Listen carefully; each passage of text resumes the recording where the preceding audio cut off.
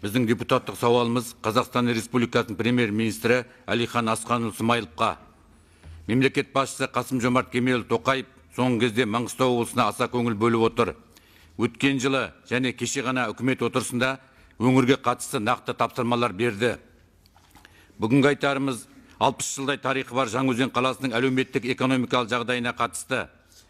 Қара алтынды игеру арқылы еліміздің дамуына елеулі үлес қосып отырған бұл шаһар Қазақстан демографиясының қарқынды өсуіне де оң ықпал етіп отыр. 2001 жылы қала тұрғындарының саны 66 мың адам болса, 2022 жылдың басында 163 мыңға жетті. Яғни 20 жылда тұрғындар саны 100 мың адамға көбейген. Бірақ халық саны көбейгенмен өндіріс орындары ошақтар ашылмай, тұрғындар жұмыспен қамту ең өзекті мәселеге айналды. Қазіргі таңда Жаңаөзен қаласының жұмыстар саны 8 мың адамнан асқан.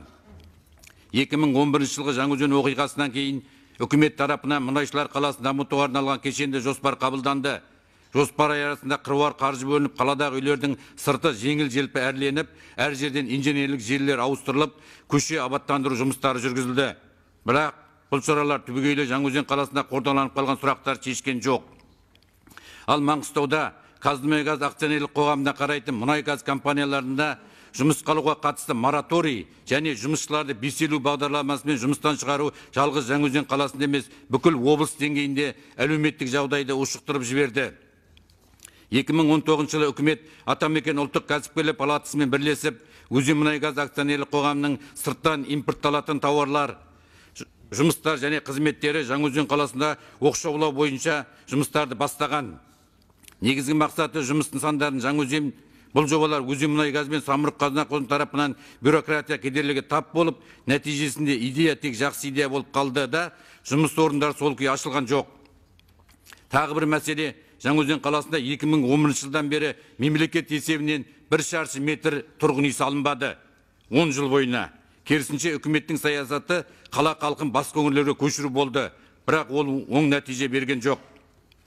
Сондықтан біз Маңғыстаудан сайланған мәжіліс депутаттары ретінде келесі шешімдерді ұсынамыз. Бірінші, Жаңаөзен қаласында жұмыс азаматтар нақты тізімін жасақтау және ол ашық болу үшін цифрлық платформаға енгізу. Екінші, жақын арада жұмыстық мәселені шешу үшін Өзенмұнайгазға қызмет көрсетіп отырған 7-8 сервистік компаниялардың айналасынан аутсорсинг мекемелерді құрдып, әлеуметтік жағдай төзім азаматтарды жұмыспен қамту. Үшінші, тиісті мамандығы бар жұмыс азаматтарды Маңғыстау облысында және басқа өңірлерде компанияларға жұмыс орналасу мүмкіндігін қарау. Төртінші, Жаңаөзенде кешенді даму үшін қаланың бас жоспары мен егжей-тегжейлі жоспар жобасын әзірленіп, жаңа қала құрылысын кендірлі бағытына қарай салуды қолға алу. Бесінші, Жаңаөзен өндірістік аймағына арнайы экономикалық аймақ құрып, кәсіпкерліктің дамуына тың серпіліс беру. Алтыншы, Маңғыстауда ашуға жоспарланып отырған шетелдік жоғары оқу орнының филиалын Жаңаөзен қаласынан ашу. Жетінші, Өзенмұнайгаз акционерлік қоғамының импортын оқшаулау жобасын іске асыру үшін тиісті ережені наурыз айына дейін бекітіп, сәуір айына дейін жобаға қатысатын жергілікті компаниялар анықтау және олардың жобаларына жан-жақты қолдау көрсету. Сегізінші, Жаңаөзен қаласында қандай да бір кәсіп ашуға ниеттенген азаматтарға екінші деңгейлі банктар мен басқа да қаржылық институттардан пайыздық мөлшері жеңілдетілген көлемде несие беруді жолға қою.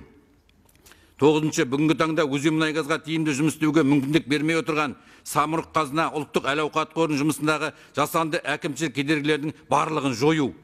10-шы, Өзенмұнайгаз акционерлік қоғамы жыл сайын Жаңаөзен қаласының әлеуметтік экономикалық дамуына 750 миллион теңгедей көлемде қаржы бөліп келеді.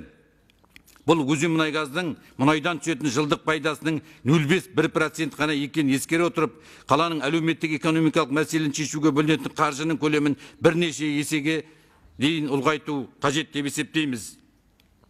Президент тапсырмасына сәйкес Маңғыстау өңіріне қатысты құрылған үкіметтік комиссия жұмысын нәтижелі атқару керек.